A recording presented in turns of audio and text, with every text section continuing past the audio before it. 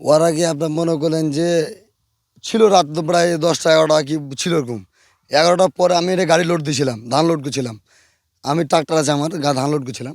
তো আমরা এখানে খাড়াইছিলাম, যে আর দেখলাম যে বিজিবি আপনার ভারতের যে ইন্ডিয়ার পুলিশ আপনার ওখানে টাইনে ছেঁচেরা ওরাকে মনে করেন যে নিয়ে যেছে। তো ওরা যাচ্ছিল না, কাপড় ধুরিগুলো ওখানে খাবার দাবার গেলে ওরা পড়িয়ে আছে, ওরা টাইনে ছেঁচেরা নিয়ে গেছে ওরাকে। আমরা দেখতে পাইছিলাম এখান থেকে।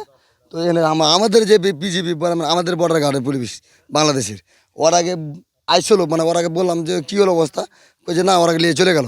আমি বলছি ভালোই হলো তাহলে।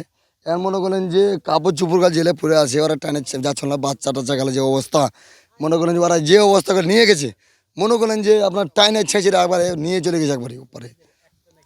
আমরা দেখতে দেখতে গেছিলাম, আমরাকে ওই ভারতের ইন্ডিয়ার লোক যেতে দেনি। ইন্ডিয়ার অবস্থা যে পুলিশগুলা, ওই পুলিশগুলো আমরাকে বর্ডার এলাকাতে যেতে দেনি, ওই তোমরা যাও এখান থেকে, আমরা দেখছি।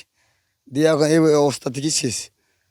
এখন আপনারা দেখলাম যে সন্ততে আমরা মনে করলেন যে এবারে আমাদের লিব না, আমাদের বর্ডার গার্ডের পুলিশ আমরা লিবে না, আর ওরা লিখছিল না। জোর করে ওরাকে আমি দিলাম, এদিক থেকে ওরা চাইনা ছেঁচড়ে নিয়ে ওরা চলে গেছে কাপড় ঝুড়ি ফেলে টেলে দিয়ে। কটার দিকে? এটা 11টার দিকে। ওরা 11টা, যাচ্ছিল নাকি? হ্যাঁ। ওরা তো যেতে যাচ্ছিল না। ওরা যাচ্ছে চাচ্ছিল না, ওরা কাঁদা কাটি করে যেতে চাচ্ছিল না, ওরা টাইনে ছেঁচড়ে নিয়ে গেছে। ওরা বাংলাদেশে আসছিলো, ভারতে যেতে চাচ্ছিল না। ওই যে আমরা মারলে আমরা এখানেই মারে ফেলেন বাংলাদেশে, তো আমরা আগে ইন্ডিয়া বেড়ান না। তো আমরা লোক লিখছিল না, কেন ওরাকে আমরা ইন্ডিয়ার লোক তো ওরাই আমরা ছেঁচড়ে ওরাকে দিয়ে নিয়ে গেছে একবারই ভারতে। টাইনে ছেঁচড়ে নিয়ে একবার চলে গেছে, কাপড় চোপড়গুলো ফেলে দিলে, খাবার টাবার ফেলেছে, টাইনে ছেঁচড়ে নিয়ে চলে গেছে।